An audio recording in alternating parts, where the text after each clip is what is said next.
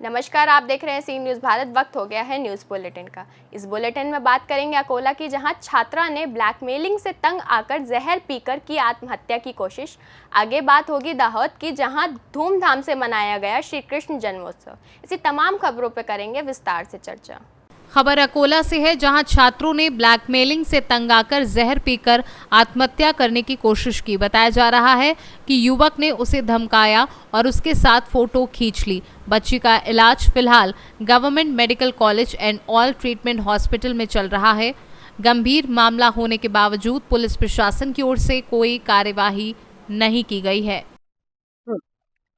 माझी मुलगी मध्ये शिकत असताना माझ्या मुलीवर एका गावातील मुलांनी बळजबरीने तिच्यावर अन्याय केला आणि अन्याय करून मला तिने घरी न सांगता डायरेक्ट पॉयझन घेण्याचा प्रयत्न केला आणि पॉयझन घेतली।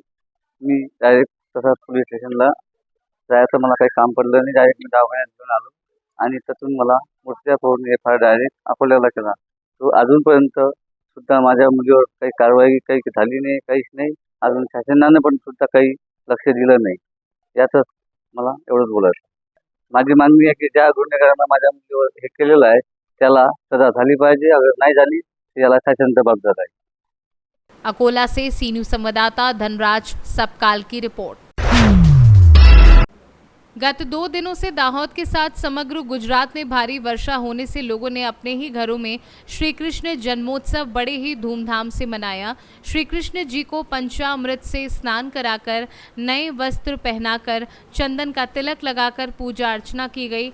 नंद घर आनंद भयो, जय कन्हैया लाल की, हाथी घोड़ा पाल की, जय कन्हैया लाल की एवं शंखनाद से संपूर्ण माहौल भक्तिमय हो गया तथा वहीं छोटे बच्चों को भी श्री कृष्ण का रूप धारण कर हर्षोल्लास से दाहोद में मनाया गया श्री कृष्ण जन्मोत्सव। सभी को हर साल की तरह इस साल भी हमने जन्माष्टमी उत्सव पूरे उत्साह से मनाया। हालांकि दाहोद में 3 दिन से लगातार बारिश हो रही है, फिर भी हमने अपने घर में झांकियां तैयार करके जन्माष्टमी को पूरे धूमधाम से मनाया।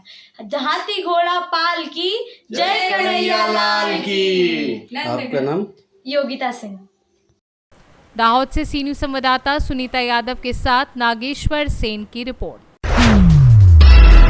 डिंडोरी जिले में जिले भर के अतिथि शिक्षकों ने अपनी मांगों को लेकर कलेक्टर के नाम एसडीएम को ज्ञापन सौंपा है। नवजाति कार्य विभाग भोपाल के द्वारा स्कूलों में प्रशिक्षित अतिथि शिक्षक रखने के निर्देश दिए थे। उक्त आदेश के कारण जिले में वर्षों से स्कूलों में शिक्षा दे रहे शिक्षकों को अब नियुक्ति नहीं दी जा रही है, जिससे हजारों की संख्या में अतिथि शिक्षक बेरोजगार हो गए हैं। अतिथि शिक्षक संघ की मांग है कि वर्षों से स्कूलों में सेवाएं दे रहे अतिथि शिक्षकों को पुनः स्कूलों में नियुक्ति दी जाए, जिससे स्कूलों में बच्चों को शिक्षा मिल सके, साथ ही अतिथि शिक्षकों के परिवार का पालन पोषण हो सके। 2008-9 से अतिथि के रूप में सेवाएं दे रहे हैं, तो कुछ भाई अभी मात्र 40% ही हैं जो प्रशिक्षित हैं, है ना। और अभी माननीय एसी महोदय के द्वारा वो किया गया था आदेश कि जो प्रशिक्षित होंगे, डीएड बीएड होंगे, वही अतिथि रहेंगे। तो हमारी 15-16 साल के सेवा काल कहाँ गया। अब कई स्कूल ऐसे हैं जहाँ कोई रेगुलर शिक्षक नहीं है, तो क्या उसमें ताला लगा दिया जाए, है ना। आज हम माननीय अपर कलेक्टर महोदय रहे हैं और एसी साहब को बुलाए थे। उनने कहा है कि ठीक है, हम कल आदेश करवाते हैं। तो हम यही चाहते हैं कि भाई हमारे जो 1200-1300 लोग हैं डिंडोरी जिले में, उनका भविष्य जो है वो अंधकार में ना जाए, क्योंकि सब अपना तन मन छोड़ के, अब देखिए जो 15-16 साल से शिक्षक का काम कर रहा है, वो सब्जी तो बेच नहीं सकता, ठिलिया ढकेल नहीं सकता, तो भाई जो काम कर रहा है वही काम करेगा ना जी। बस इतना ही कहना चाहता हूँ। अगर मांग पूरी नहीं होती तो अगला कदम ये है कि हम यहाँ बैठेंगे धरना प्रदर्शन 5 सितंबर से। क्या नाम लेते हैं आप? मैं कमलेश सिंह ठाकुर। ज्ञापन सौंपा मांगों को लेकर, क्या निराकरण करेंगे? अतिथि शिक्षक के लिए भी हमने वरिष्ठ अधिकारियों से बात की है। ये बात सही कि जिले में बीएड के प्रशिक्षित नहीं है, तो हम उसको ये कर रहे हैं कि कम से कम ये जो पढ़ा रहे हैं तो स्कूल में ना हो, एसटी/एससी बच्चों का शैक्षणिक कार्य प्रभावित नहीं हो, तो उनका सिर्फ मैं बना देगा। डिंडोरी से सी न्यूज संवाददाता दीपक नामदेव की रिपोर्ट। सिवनी मालवा के ग्राम खल में विगत 15 दिनों से लाइट नहीं होने की समस्या को आज अधिकारियों से अवगत करवाया। उन्होंने इस बात का ज्ञापन नायब तहसीलदार विनय सोनी को सौंपकर गांव में जल्द ही लाइट की व्यवस्था करवाने के लिए ज्ञापन सौंपा। ग्रामीणों ने बताया कि ग्राम गोंडीपुरा में 25 HP की डीपी लगी हुई है जो विगत 25 दिनों से खराब है, जिसे 100 HP की लगाई जाए। लाइट नहीं होने के कारण मच्छरों के काटने से गंभीर बीमारी फैल रही है। इस बात की कई बार शासन को अवगत कराने के बाद आज तक कोई कार्यवाही नहीं हुई है। शीघ्र ही गांव में लाइट की व्यवस्था कराई जाए। श्याम कुमार कहार। बिजली की समस्या सर, एक महीना हो गया हमारे गांव में बिजली की बहुत ज़्यादा दिक्कत है। हमारे बच्चे छोटे छोटे पढ़ रहे हैं लेकिन बिजली का कहीं आता पता नहीं। बच्चे मच्छर में परेशान और खाना खाने में और पढ़ने में सारी समस्या इतनी ज़्यादा हमारे गांव में है कि हम बता नहीं सकते। मैंने 15 दिन पहले एक एप्लीकेशन दी, इसकी कोई सुनवाई नहीं हुई। अभी भी हम लोग सब मिल के आए हैं, तहसील में भी आए, वहाँ भी गए, लेकिन कोई कुछ नहीं कर रहा। बस कागज़ में सील कर देते, बस हो गया काम कि जाओ भैया आपका हो जाएगा, कल हो जाएगा, परसों हो जाएगा, कल हो जाएगा, परसों हो जाएगा, लेकिन कुछ हो नहीं रहा। बच्चे इतने ज़्यादा परेशान हैं कि हम बता नहीं सकते। रोज़ हम डॉक्टर पास ले जा रहे हैं सुई लगवाने, मच्छर काट रहे हैं, सब गाल आल सब सूज रहे हैं उनके, लेकिन कोई सुनने को तैयार नहीं है कोई हमारी। आज किस बात को लेकर ज्ञापन दिया? आज हमारे ग्राम खल में पिछले 1 महीने से सभी ट्रांसफार्मर जले हुए पड़े हैं। अभी हमारे गांव में डेंगू से एक बच्चे की मौत हो गई है और विद्युत विभाग को हमने पहले भी 15 दिन पहले अवगत कराया था, लेकिन विद्युत विभाग ने कोई भी कार्रवाई उचित नहीं की। अभी भी बस आश्वासन दिया जा रहा है, ज़मीनी हकीकत पे कोई काम नहीं किया जा रहा है। सभी ग्रामवासी बहुत परेशान हैं, खासकर हमारे आदिवासी भाईजनों के मोहल्ले में तो पूरी तरह लाइट विलुप्त हो चुकी है और मात्र आश्वासन के अलावा कोई भी ज़मीनी हकीकत पे कुछ काम नहीं किया जा रहा है। आज हम विद्युत विभाग को भी एक आवेदन दिया है, जेई को। आज पुनः अनुविभागीय अधिकारी के नाम भी हमने एक आवेदन दिया है। तो बस ये शासन प्रशासन अपनी टाला बटोली कर रहा है, ज़मीनी हकीकत पर कोई काम नहीं है। न सरकार भी सो रही है, पूरा प्रशासन सो रहा है। कोई ग्रामीण क्षेत्र पर कोई विकास का काम हो ही नहीं रहा। जो विद्युत विभाग तो इतना हीट हो गया है कि आप कितने ही आवेदन दे दो, कोई कार्रवाई आपकी होने वाली नहीं है। सिवनी मालवा से सी न्यूज संवाददाता संतोष चंदेल की रिपोर्ट। भारतीय जनता पार्टी ओबरा मंडल की महासदस्यता अभियान को लेकर एक महत्वपूर्ण कार्यशाला ओबरा बीएमएस कार्यालय में रखी गई, जिसके मुख्य अतिथि संजीव सिंह गौड़, राज्य मंत्री समाज कल्याण विभाग उत्तर प्रदेश विशिष्ट अतिथि के रूप में सोना बच्चा अग्ररी एवं संतोष शुक्ला उपस्थित रहे।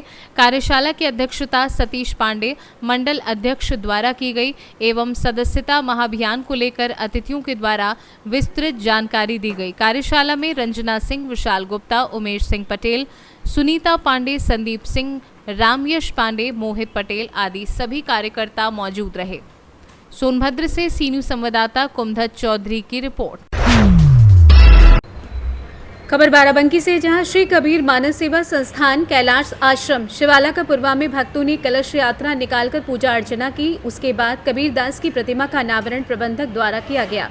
मुख्यालय से करीब 35 किलोमीटर की दूरी पर जैतपुर कोठी रोड पर स्थित गांव शिवाला का पुरवा में प्राचीन शिव मंदिर प्रांगण में स्थित कबीर मानव सेवा संस्थान में सुबह भक्त 5 बजे से उपस्थित होकर सुबह 7 बजे से शोभा यात्रा कलश यात्रा निकाली गई, जिसमें सैकड़ों महिला पुरुष भक्तों ने हिस्सा लिया। कलश यात्रा कैलाश आश्रम से प्रारंभ होकर मखदुमपुर चंदूपुर होते हुए शिवाला का पुरवा में संपन्न हुई। उसके बाद हवन पूजन कर मूर्ति का अनावरण किया गया। इसके बाद कन्या भोजन कराया गया। आश्रम प्रबंधक साहिब संत शरण दास ने बताया कि 27 अगस्त से 1 सितंबर तक प्रत्येक दिन श्रीमद् भागवत कथा का आयोजन किया जाएगा। 28 अगस्त को 10 बजे से 5 बजे तक रक्तदान का शिविर आयोजन किया जाएगा। 29 से 31 अगस्त तक सुबह 6 बजे से योग शिविर का आयोजन किया जाएगा। 1 सितंबर को स्वास्थ्य शिविर का आयोजन किया जाएगा तथा 2 सितंबर को विशाल भंडारा एवं दान लीला का आयोजन होगा। इस मौके पर हजारों की संख्या में भक्तगण दूर दूर से आए हुए महात्माओं वचनों को सुन अपने जीवन को धन्य बनाया तथा भंडारे में प्रसाद ग्रहण किया। बाराबंकी से सी न्यूज संवाददाता विजय सिंह की रिपोर्ट। खबर इटावा से, जहां सफाई थाना क्षेत्र अंतर्गत घटित हुई बड़ी घटना। आपको बता दें कि जहर खाने से एक ही परिवार के 2 सदस्यों की हुई मौत, जिसमें एक पुरुष एक बच्ची शामिल है, जबकि 32 वर्षीय पूजा का इलाज चल रहा है सफाई पीजीआई में। आपको बता दें कि इटावा से बड़ी खबर सामने आई है, जहां जहर खाने के कारण एक ही परिवार के 2 सदस्यों की मृत्यु हो गई। देखिए, एक मामला संज्ञान में आया है कि कल सुबह 9:30 के आसपास एक परिवार में, जो कि भैदही गांव पड़ता है थाना सैफई में, जनपद इटावा के, उसमें एक परिवार के 3 लोगों ने जो है दयाशंकर, उसकी भाभी पूजा और छोटी सी बच्ची 13 महीने की ने जो है कोल्ड ड्रिंक में जहर पीने की बात, सल्फास खाने की बात संज्ञान में आई थी, जिसके आधार पर उनके पहले जब शुरू में ही उनके द्वारा पीजीआई अस्पताल में एडमिट हुए, इलाज चल रहा था, जिसमें जो छोटी बच्ची है और उसके चाचा की, मतलब दयाशंकर की मृत्यु जो है इलाज के दौरान हो गई थी। पूजा जो दयाशंकर की भाभी है, उसका इलाज चल रहा था। दयाशंकर की वाइफ साथ नहीं रहती है, उसका मायके में रहती है और उसका दयाशंकर से अब विवाद चल रहा था और 2021 में इनकी शादी हुई थी। पूजा जो कि इसमें अभी इसका इलाज चल रहा है आईसीयू सैफई पीजीआई में, वो लगभग 30 से 32 साल की महिला है और उनके पति की, उमाशंकर की मृत्यु हो चुकी है। अपने देवर के साथ ही रहती थी और कुछ घरेलू विवाद चल रहा था आपस में ही इन लोगों के बीच में। साथ ही साथ उनके पिता जो वीरेंद्र हैं, मृतक दयाशंकर के जो पिता वीरेंद्र हैं, उनका कहना है कि जो पड़ोस में कुछ दुकान है परचून की, जहाँ से जो है कभी कभी वो ये दयाशंकर उधार लेता था, चूँकि शराब पीने का काफ़ी आदी था, इससे इसके ऊपर उधार भी हो गए थे, जिसकी वजह से तनाव में रहता था। और साथ ही साथ ये जो मामला घरेलू विवाद चल रहा था, तो ऐसा प्रतीत होता है प्रथम दृष्टया कि ये लोग उसी से आहत होकर के या दुखी होकर के अपना ये जहर खाने की बात संज्ञान में आई है और इसमें से 2 लोगों की मृत्यु हो गई है, छोटी बच्ची और दयाशंकर की। और जो पूजा है, जो उनकी भाभी है दयाशंकर की, उनका इलाज चल रहा है। बाकी इसमें जो है जो भी तथ्य सामने आए, सिर्फ SPRA, CO और इंस्पेक्टर द्वारा मौके का निरीक्षण कर लिया गया है। जो भी तथ्य सामने आएंगे तो तदनुसार विधिक कार्रवाई की जाए। इसमें जांच अभी भी चल रही है। बाकी इसमें यह भी निर्देशित किया गया मेरे द्वारा कि इसमें जो संबंधित खिलाफ जो भी जांच में तथ्य आते हैं, तदनुसार अभियोग दर्ज करके विधिक कार्रवाई सुनिश्चित की जा रही है। इटावा से सी न्यूज संवाददाता देवेंद्र सिंह की रिपोर्ट। गिरिडीह के सरस्वती शिशु विद्या मंदिर विद्यालय बरगंडा में आज 27 अगस्त को श्री कृष्ण बाल रूप सज्जा प्रतियोगिता का आयोजन हुआ।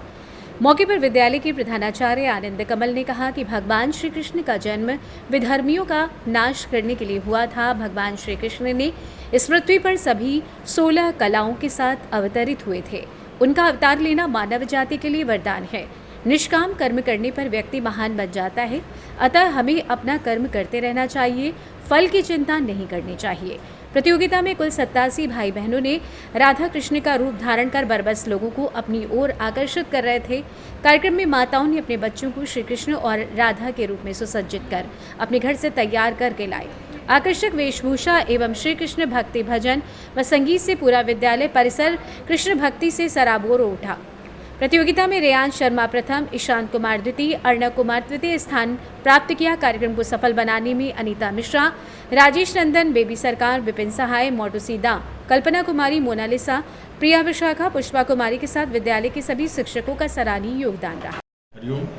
आज सरस्वती शिशु विद्या मंदिर बरगंडा गिरिडीह में जन्माष्टमी का कार्यक्रम मनाया गया, जिसमें हमारे छोटे छोटे नन्हे भैया बहनों ने भाग लिया। इसमें सारे छोटे छोटे भैया बहन राधा और कृष्ण का स्वरूप धारण करके आए थे। बड़ा अच्छा प्रतियोगिता रहा। मैं हम विद्यालय परिवार भैया बहनों के उज्जवल भविष्य की कामना करता है। गिरिडीह से सी न्यूज संवाददाता अमित कुमार की रिपोर्ट। खबर रायगढ़ से, जहां कृष्ण जन्माष्टमी के अवसर पर धननगर टीम ने जीता प्रथम पुरस्कार। वहीं सारंगपुर के मुखर्जी चौक में आयोजित मटकी फोड़ कार्यक्रम में धननगर समाज टीम ने मटकी फोड़ कर जीता प्रथम पुरस्कार। कार्यक्रम में उपस्थित मंत्री गौतम टेटवाल ने 5000 रुपए की राशि इनाम के उपहार स्वरूप विजेता टीम को दिए। वहीं नगर पालिका की ओर से 700 रुपए का पुरस्कार दिया गया, जिसका आभार सभी ने जताया। रायगढ़ से सी न्यूज संवाददाता जावेद की रिपोर्ट। फिलहाल इस न्यूज़ बुलेटिन में बस इतना ही। ऐसी तमाम खबरों के लिए देखते रहिए सी न्यूज़ भारत।